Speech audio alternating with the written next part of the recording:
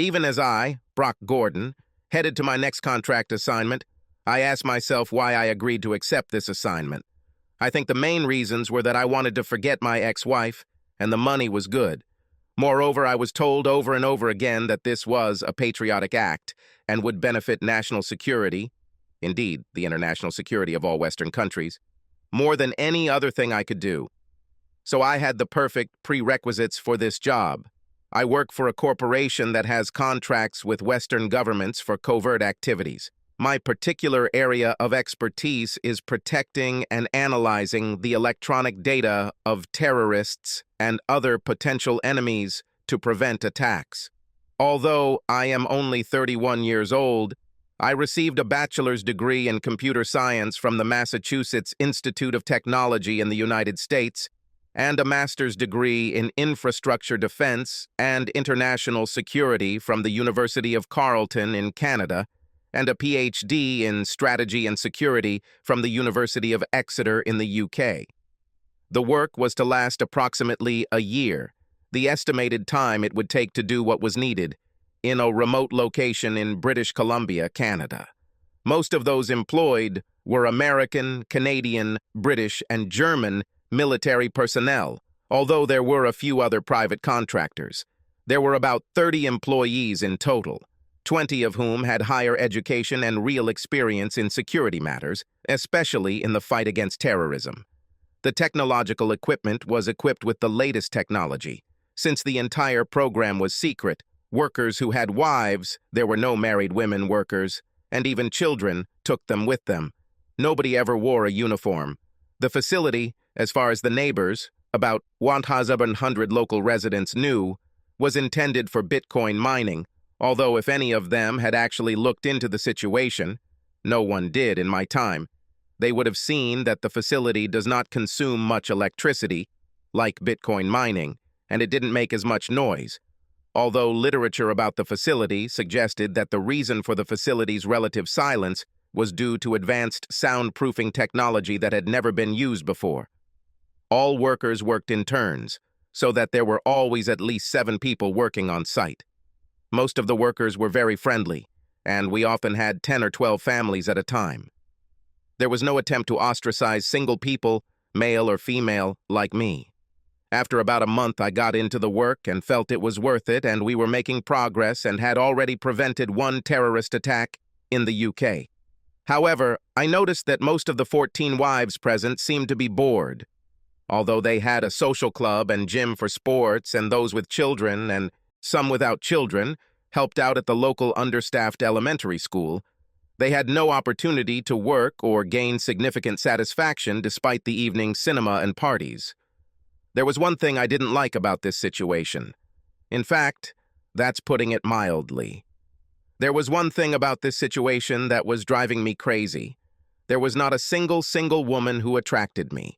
The single women who worked with us were very competent and intelligent people, but I was not interested in them because they were plain or downright ugly.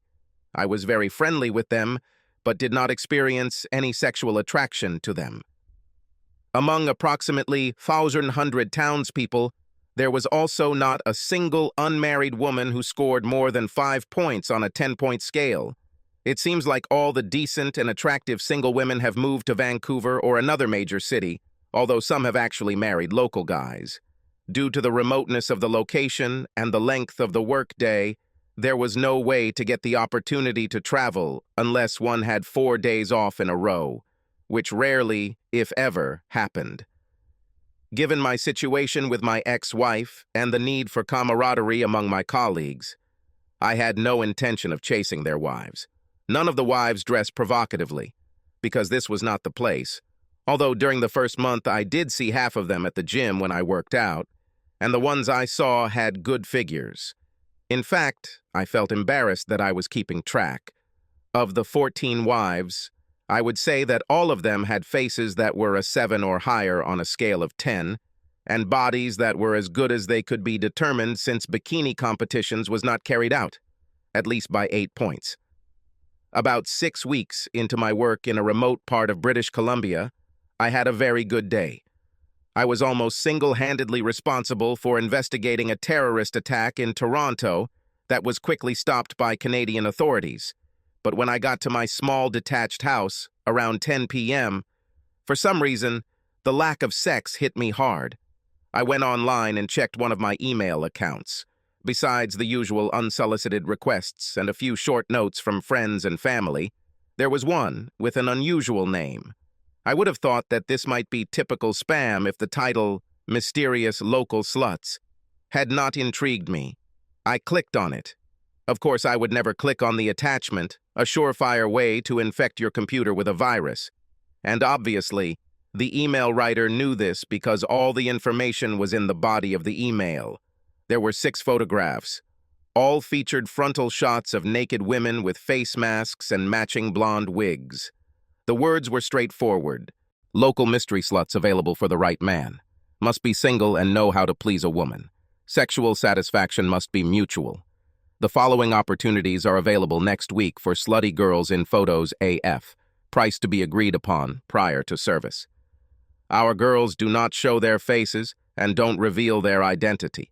Don't flirt and don't talk much, but they love sex. Fill out the questionnaire. No names. This was followed by photographs with dates and times. The only thing required in the form was applicant's address, price range, letter to the slut, date and time of contact, desired amount of time.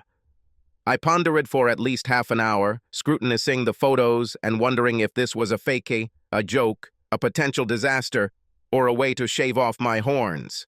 As far as I could tell from the relatively small photographs, to my taste, the women in photographs A, D, and F had body types of 9 to 10, and the women in photographs B, C, and E had body figures of 8 to 9.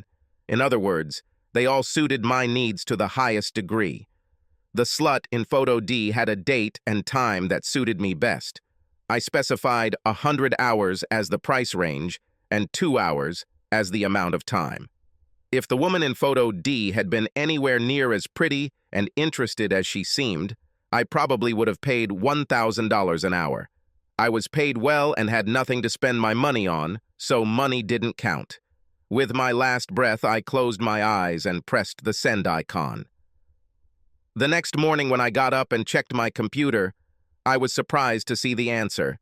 The slut in photo D is available for 2 hours on April 14th from 10 p.m. to midnight, $100 hour, cash only, condoms required. Click on the icon to accept. I read it twice, clicked on the icon, and couldn't wait until Wednesday night to see if it was real. It was hard to finish work on Wednesday thinking about that night. I had so many questions in my head.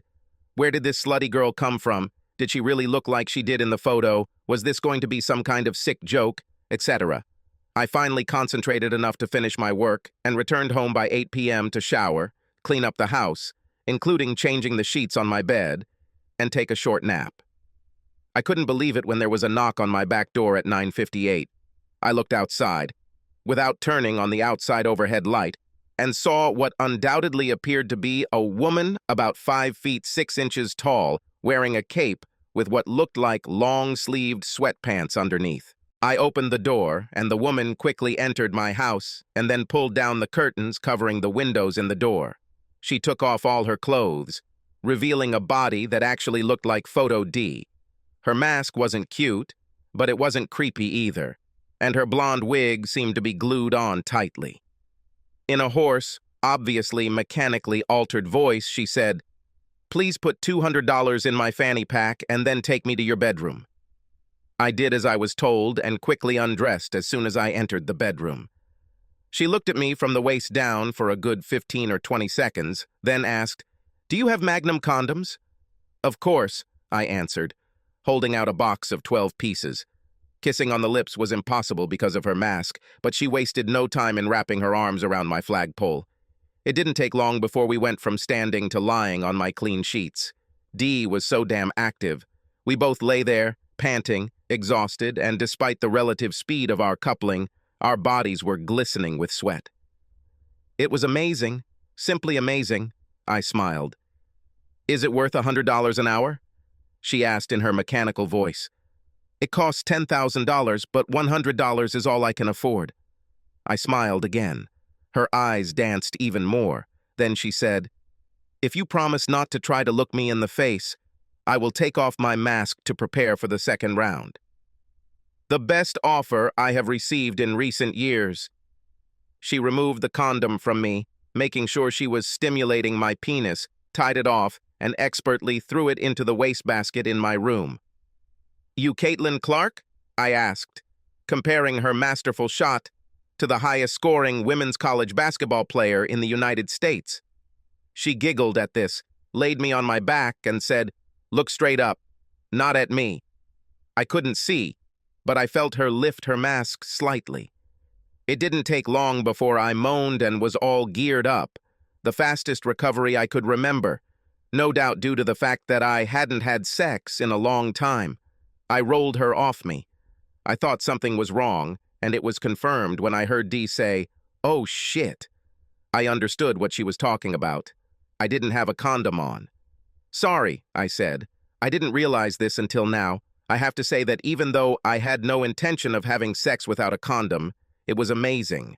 Even though she found it a little awkward to talk in her altered voice, we had a very pleasant conversation in bed. Eventually, she started massaging me from the waist down again, and, to our mutual surprise, my friend came to life again. "Is this thing really ready for the next round?" She giggled.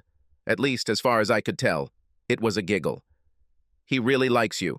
I smiled, reaching for another condom. "Forget about the Magnum," she said, playing with my foreskin. "The damage has already been done, so we can have as much fun as possible." It was 12:30 when we came out of our shared shower, and she got dressed.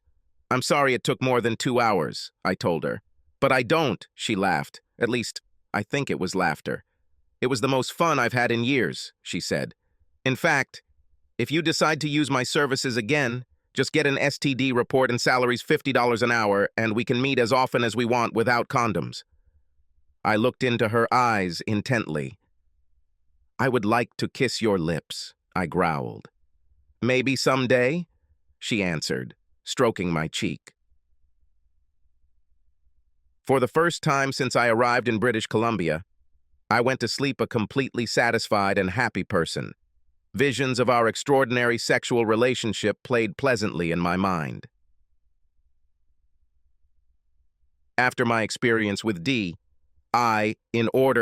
since that was when my schedules coincided with the opportunities they noted in revised, the email I received every week used C, A, F, B, and E. They were all very different from each other, but each was fun and sexy in its own way. What they all had in common was sexual tension. Given what Dee told me when she left my house, I quoted $50 an hour and 2-hour sessions as my price and time, without any backlash. Everyone seemed to be happy with this arrangement. In short, all 6 of them were great. After 2 weeks of dating others, I finally found a time that worked for Dee and I. I booked it immediately and went to get tested for STDs after my last hookup with the last of the 5 other whores. My second encounter with Dee was even better than the first, something I had thought unlikely, if not impossible. Not only was the sex amazing, the best of my life, but I really felt connected to her, and I think she felt connected to me. Over the next 4 months, my life changed from the longest period of sexual lull of my adult life to the most varied and intense sex I had ever had. I had at least 3 meetings a week with one woman or another, and as many with Dee as possible given our schedule. I'm not sure of the exact date or why, but I suddenly felt like I had to know who these whores were. I think it was after Dee left one night that I realized I might be in love with her, even though I had never seen her face or heard her real voice. Once I came to the conclusion that I needed to find out who they were, I felt like a bloodhound. At every party or event I went to, I would scrutinize all the women there. I would give a gift, usually jewelry, to each slutty woman as they left my house. The ones Dee had were expensive, hoping that they might slip up and wear them to an event. And I've even used my computer skills to hack into the HR information of all the employees' wives. I did identify C as the pretty Debbie Ritchie, the wife of one of my colleagues. I saw her at the gym, where you could tell her body type pretty clearly. Her reaction to me when we talked also gave away. She was too friendly and smiling when we talked, although I didn't seem to know her very well, outside of my bedroom. She also didn't see me sneak a glance at her as she walked out of the gym wearing street clothes and wearing one of the bracelets I gave her on her left wrist. Although I never told Debbie that I knew who she was, my discovery led me to believe that all 6 mystery whores were the wives of my colleagues, or perhaps the wives of the townspeople. What drove me crazy was that I couldn't really identify the other 5 except Debbie, especially since A had huge breasts, and especially D, since by then I knew every inch of her body better than any other woman in my life. After 2 months of fruitless searching, I decided to just enjoy life and forget about it. I only had about a month left on my contract and had already been given another assignment when I heard through the grapevine that 2 of my colleagues were having marital difficulties. As stated earlier, life was not easy for the wives as they had little to do.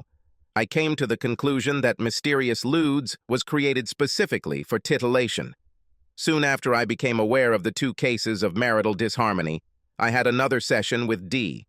D had always been known for her unrivaled sexual zeal, but this time she outdid herself. When we were well advanced again after the 2-hour session for which we had been contracted, she sat me down on the sofa in my living room. "Brock," she began, calling me by name the only time I could remember. "I know you're leaving in about a month." "What are your plans after this?" "Well, I'm going to take a 2-week vacation in Hawaii and then start my next project in Washington, D.C. "Why do you ask?" D paused for a long time, sighed, then said, "I have a connection with you, and I think you have a connection with me. I want to go on vacation with you, and if we work out, I want to go to Washington with you. I saved all the money you paid me so I could pay for my flight to Hawaii, and like I said, we'll see what happens then." "Are you married?"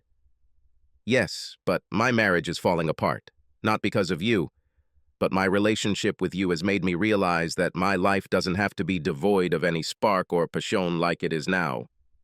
I don't think I can last another 6 months with my husband, and of course if I go to Hawaii with you, it'll all be over." I was hesitant, but only because I let my feelings for D overwhelm me. I was actually head over heels in love with her. She mistook my contemplation for a bad feeling and felt obliged to continue. "I understand that you need to know who I am before you can seriously consider my offer, so here we go," D said, pulling off her wig. I didn't protest for the 2 minutes or so it took her to completely remove the wig and mask. As soon as she did this, I recognized her. It was Carolyn Litton, the wife of one of my colleagues. She has a pretty face and beautiful dark hair that flows down her neck almost to her shoulders. When I saw the face, I wondered why I had not guessed who she was before, but I smiled when I recognized her. Although I didn't know her very well outside of my bedroom, what I knew about her, I really liked. "Carolyn," I smiled, "you are beautiful. If you're really going to leave your husband anyway, I really want you to come to Hawaii with me, but at my expense. Save your money." She stood up, sat on my lap, and we kissed on the lips for the first time. The first kiss was short and sweet. The second was long and passionate. The third was loving. We talked about the future. We decided it would be best if we didn't tell anyone else what was going on. "Except our best friend," she countered.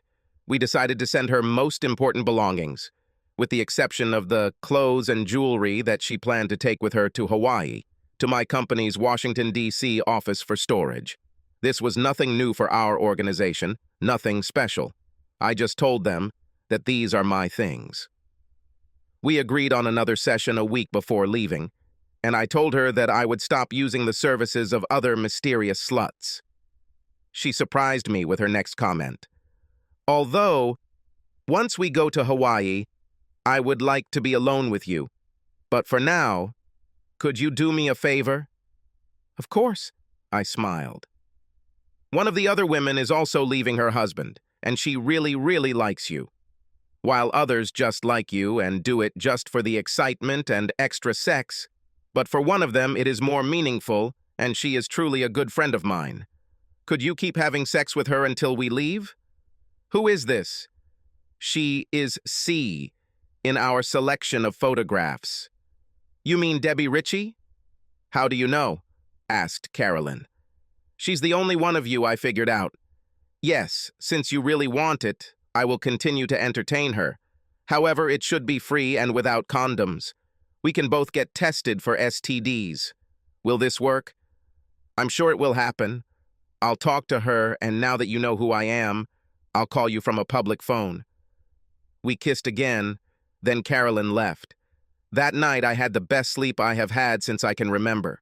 Carolyn called me on my cell phone the next day. Debbie enthusiastically supports this proposal. Can she come to your house on Thursday evening around 8 o'clock with her STD test? That would be great, I replied. But are you sure you're okay with this? I am ready to start an exclusive relationship with you right now. Debbie is my best friend, and I'll probably tell you about it on the way to Vancouver early next month, she chuckled. So I'm a lot more than just okay with it. By Thursday morning, I had another good STD test. However, Thursday was a rough day, and I was completely exhausted by the time I got home just before 8 p.m. I wanted to cancel my appointment with Debbie. I was so exhausted, but I really didn't know how to contact her. When she showed up promptly at 8 with a bright smile, a look of pure anticipation on her face, and a full STD test result, I didn't have the heart to put it off. I let Debbie in, and she immediately pulled my head towards her and kissed me passionately. Our first lip-on-lip kiss. After chatting for a while, I told her that I had had a long, tiring day. She promised to make everything better. The next time I opened my eyes, it seemed as if the sun was trying to peek and shine through the east-facing bedroom window. Debbie, I said, it's already morning. Will this be a problem for you? Debbie moved away from me and took the watch from the bedside table next to her. Hell, it's 6:42 and Rick gets home from his night shift this week around 6:20. But I feel so good that it's worth it, she continued, trying to force a smile. She jumped out of bed, took her cell phone out of her purse, and checked her messages. Suddenly, her expression changed from worried to happy. Thank God, she grinned. He texted me at 6:00 that there was an emergency and he would most likely not be home until 9:00. I will tell him that I just got up. After she texted Rick, she put her cell phone back in her purse and I jumped off the bed and grabbed her. That means we have time for another fantastic sex, I grinned, hugging him. As she left, we had another passionate kiss. I had breakfast and got ready for work. The fatigue of the previous evening was replaced by a sexy little minx carrying my ashes, and I was blessed with a good night's sleep. The rest of the month went by pretty quickly. Carolyn and I no longer had sex. We now made love once a week, and I talked to her on the phone every day. Our conversations were relaxed and meaningful. I became more and more confident that she and I had a real future together. Last month, I also had sex with Debbie 2 nights a week. It was purely recreational sex, and very good sex at that. She was the only person who knew that Carolyn and I were going to Hawaii together and trying to form a long-term relationship. However, she did not hesitate to tell me that she was soon going to divorce Rick, and that, if Carolyn had not already claimed me, she would make every effort to get me to take her with me. I told her that she was amazing and sexy and that she would have no problem finding someone who would truly appreciate her. Carolyn and I planned to leave on Saturday morning. She pretended to leave with Debbie, who was supposed to take her to the nearest bus station on Thursday, but after they drove around a bit, Debbie dropped her off about 100 meters from my back door, hidden in the woods, so that no one saw Carolyn enter. That Thursday night, Carolyn and I spent the first night together, and it was magical. The sex was amazing and leisurely, but what was more important were the strong feelings we had for each other. On Friday, I attended my going-away party between 2 shifts at the site. Everyone was friendly, even Carolyn and Debbie's husbands, who of course had no idea what was going on.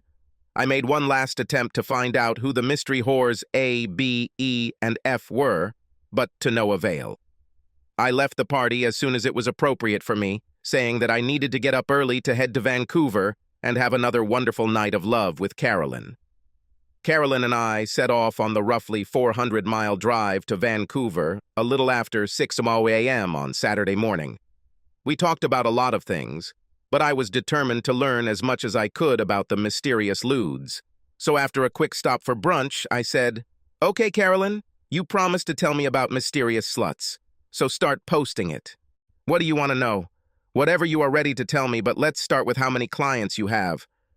"Only one, you," she grinned. "What?" I thought she was joking. "Let me tell you how it started, then maybe you'll believe me."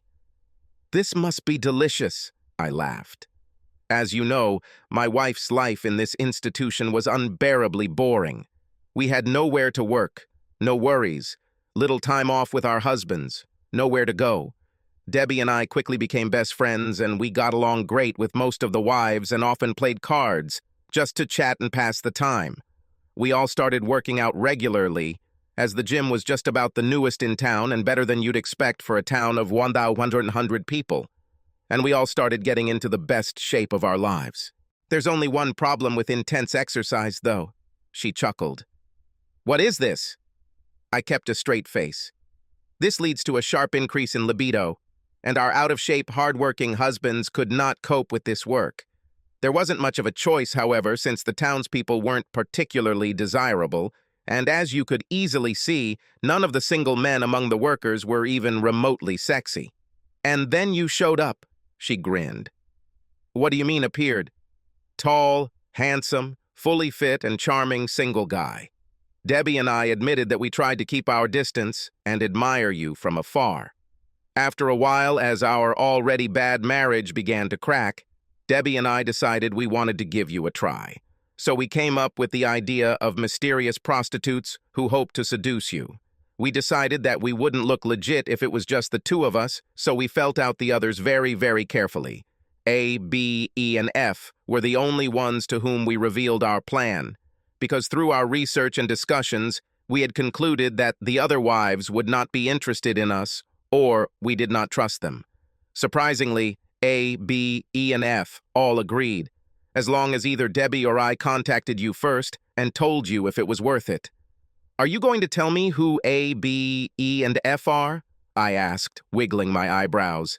"Hell no," she laughed. "They would have killed me." "Well, let me ask one question about them, though. Although I'm not really surprised that I never found out who B, E, and F were, I am annoyed that I was never able to find out who was given those bulging chest balls like A," I started, shaking his head again. "Pervert," she laughed. "Okay, I'll tell you about it. Slut A is a married city dweller.